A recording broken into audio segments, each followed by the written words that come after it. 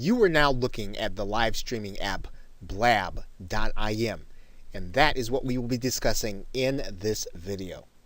Now, Blab is considered to be Periscope for groups. In other words, it's a live streaming application, but it's really made for those who want to converse with others and stream that conversation across the internet to those who might want to watch.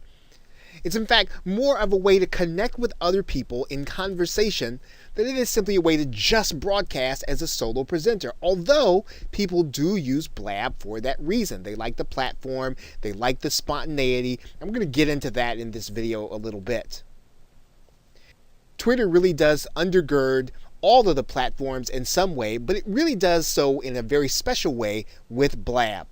Now, these chats/blabs can hold up to 4 people together in order to have their conversations live to broadcast them to other people.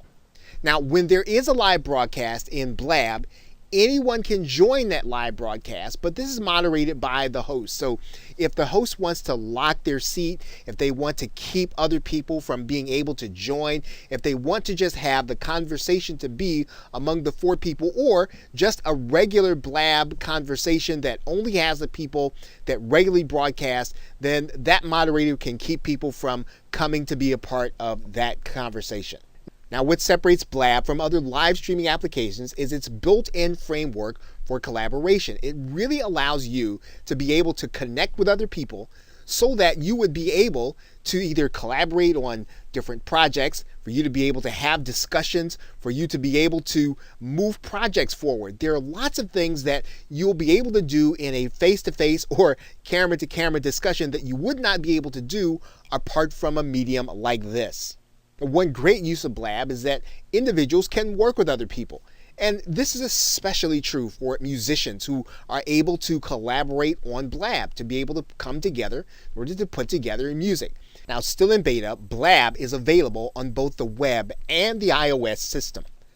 And it separates itself from sites like Google Hangouts or even Skype in that its connection is basically to social networks. So while there's collaboration, while there's video, while there are discussions, while there's group chatting, there is this aspect of being able to have all of these things take place inside of the news stream. So all of the conversations and all of the comments, all the important topics can go right into the news streams of both participants and those who are actually watching the Blab as it happens. Now, one key difference that Blab has is that a user can record up to 6 hours of content and make a replay available on the platform. And this is really unlike the other applications, which when you have a recording, you would actually have to have that recording deleted or moved to your mobile device or to your PC in a very short time frame.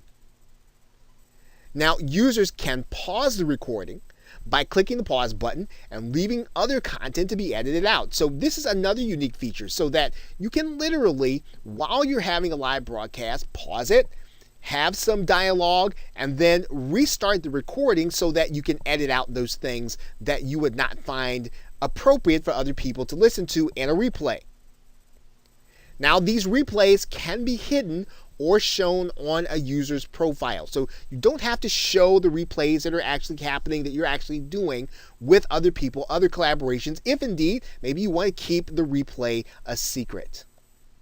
Now, another key feature using Blab, and this is whether or not you have someone in your Blab or whether or not you can actually schedule and promote a Blab in advance. And this really separates Blab from some of the other live streaming networks.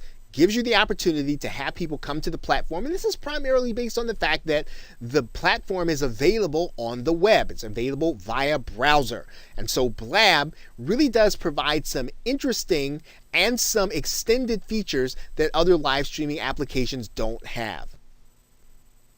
So with that, thanks, and I will see you in another video.